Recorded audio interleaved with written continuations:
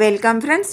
ತುಂಬ ದಿನ ಸ್ಟೋರ್ ಮಾಡುವಂಥ ಪರ್ಫೆಕ್ಟ್ ಬೆಂಡೆಕಾಯಿಯ ಕುರ್ಕುರೆ ಯಾವ ರೀತಿ ಮಾಡೋದಂತ ತೋರಿಸ್ಕೊಡಕತ್ತೀನಿ ರೀ.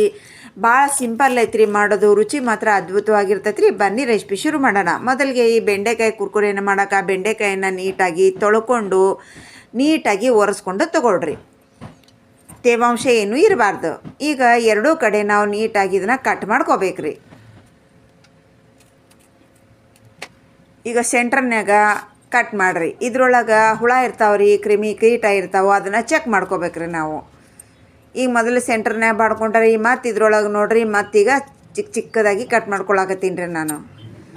ಎಲ್ಲ ಕಟ್ ಮಾಡ್ಕೊಂಡ್ರೆ ನಾನು ಒಂದು ಮಿಕ್ಸಿಂಗ್ ಬೌಲ್ಗೆ ಹಾಕಿ ಪಕ್ಕಕ್ಕೆ ಇಟ್ಕೊಂಡಿರಿ. ಇನ್ನೊಂದು ಮಿಕ್ಸಿಂಗ್ ಬೌಲ್ನೊಳಗೆ 150 ಗ್ರಾಮಷ್ಟು ಜೋಳದ ಹಿಟ್ಟು, 100 ಗ್ರಾಮ್ನಷ್ಟು ಬೇಸನ್ನ, 100 ಗ್ರಾಮ್ನಷ್ಟು ರೈಸ್ ಫ್ಲೋರ್ ಅಕ್ಕಿ ಹಿಟ್ಟನ್ನು ಹಾಕ್ಕೊಂಡು ರುಚಿಗನುಸಾರ ಉಪ್ಪು, 1 ಚಮಚೆ ಕಾಳು ಮೆಣಸನ್ನು ಕುಟ್ಟಿ ಪುಡಿ ಮಾಡ್ಕೊಂಡಿರೋದು ಹಾಕ್ಕೊಂಡೆ, 1-2 ಚಿಟಿಕೆ ಅಷ್ಟು ಅರಿಶಿನ ಹಾಕ್ಕೊಂಡು ನೀಟಾಗಿ ಮಿಕ್ಸ್ ಮಾಡ್ಕೊರಿ. ನೀಟಾಗಿ ಮಿಕ್ಸ್ ಮಾಡಿ ಇದನ್ನು ಪಕ್ಕಕ್ಕೆ ಇಡ್ರಿ.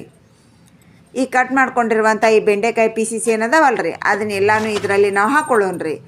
ಈ ಕ್ವಾಂಟಿಟಿಗೆ ನೋಡಿರಿ, ನಮ್ಗೆ 1 ಲಿಂಬೆ ಹಣ್ಣಿನ ರಸ ಬೇಕಾಗತ್ತೆ. 1 ಲಿಂಬೆ ಹಣ್ಣಿನ ರಸ ಇಲ್ಲೇ ಹಾಕ್ಕೊಳಕತ್ತೀನಿ ರೀ ನಾನು.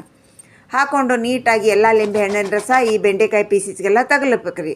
ತಗಲಿದ ನಂತರ ರುಚಿಗೆ ಅನುಸಾರ ಪುಡಿ ಉಪ್ಪನ್ನು ಹಾಕ್ಕೊಂಡು ಚಾಟ್ ಮಸಾಲ, ಧನಿಯಾ ಪೌಡರ, ಕಿಚನ್ ಕಿಂಗ್ ಇಲ್ಲ ಗರಂ ಮಸಾಲ, ಒಂದಿಷ್ಟು amchur powder, red chilli powder, Kashmir chilli ಪೌಡ್ರನ್ನು ಹಾಕ್ಕೊಂಡು ನೀಟಾಗಿ ಇದನ್ನು ಉಕ್ಕರಿಸ್ಕೊತ ಎಲ್ಲ ಮಸಾಲೆ ಬೆಂಡೆಕಾಯಿಗೆ ತಗಲುವಂಗೆ ಉಕ್ಕರಿಸ್ರಿ. ನಂತರ ಒಂದು ಸ್ವಲ್ಪ ಹೊತ್ತು ಮುಚ್ಚಿಡ್ರಿ. ಸ್ವಲ್ಪ ಹೊತ್ತಿನ ನಂತರ ನೋಡಿರಿ, ಅದರಲ್ಲಿರುವಂಥ ತೇವಾಂಶ ಎಲ್ಲ ನೀರು ಬಿಟ್ಟು ಬೆಂಡೆಕಾಯಲ್ಲಿ ನೀಟಾಗಿ ಎಲ್ಲ ಮಸಾಲ, ಉಪ್ಪು, ಖಾರ ನೀಟಾಗಿ ಅಬ್ಸರ್ವ್ ಮಾಡ್ಕೊಂಡಿರ್ತೈತೆ ರೀ.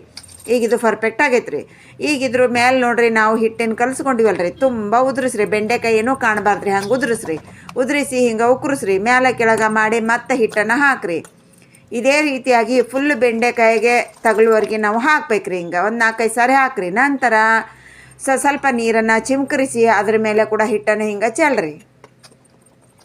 ಇದೇ ರೀತಿಯಾಗಿ ಒಂದು 4 ಸಾರಿ ನೀರನ್ನು ಹಾಕಬೇಕು. ಬೆಂಡೆಕಾಯಿ ಮೇಲೆ ಹಿಟ್ಟನ್ನು ಹಾಕಬೇಕು. ನೀಟಾಗಿ ಬೆಂಡೆಕಾಯಿ ಎಲ್ಲಕ್ಕೂ ತಗಲಿತು ಹಿಟ್ಟು ಅಂದಾಗ ಬಿಸಿ ಎಣ್ಣೆಯಲ್ಲಿ ನಾವು ಇದನ್ನು ಈ ರೀತಿಯಾಗಿ ಬಿಡಬೇಕ್ರಿ. ಚೆನ್ನಾಗಿ ಎಣ್ಣೆ ಕಾದಿರಬೇಕು, ಬಿಸಿಯಾಗಿರಬೇಕು. ನಂತರ ಫ್ಲೇಮನ್ನು ಲೋ ಮಾಡಿ ಎಲ್ಲ ಹಾಕಿದ ನಂತರ ಹೈ ಫ್ಲೇಮ್ನಲ್ಲಿ ಗರಿ ಆಗುವವರೆಗೆ ನಾವು ಇದನ್ನು ಫ್ರೈ ಮಾಡಿ ತಕ್ಕೊಂಬಿಟ್ರೆ ನಮ್ಮ ಪರ್ಫೆಕ್ಟ್ ಆಗಿರುವಂಥ ಗರಿ ಆಗಿರುವಂಥ ಲಾಂಗ್ ಟೈಮ್ ಸ್ಟೋರ್ ಬೆಂಡೆಕಾಯಿ ಕುರ್ಕುರೆ ರೆಡಿ ಆಯಿತು. ಇವಾಗ ಕಟ್ ಮಾಡಿ ತೋರ್ಸಾಕತ್ತೀನಿ ನೋಡಿರಿ, ತಿಂದು ಕೂಡ ತೋರಿಸ್ತೀನಿ. ಸೌಂಡ ಕೇಳ್ರಿ. ತುಂಬ ಅಂದ್ರೆ ತುಂಬ ರುಚಿಯಾಗಿರ್ತೈತೆ ರೀ. ಒಂದೇ ಒಂದು ಸಾರಿ ಟ್ರೈ ಮಾಡಿರಿ. Thanks for watching. ಬಾಯ್.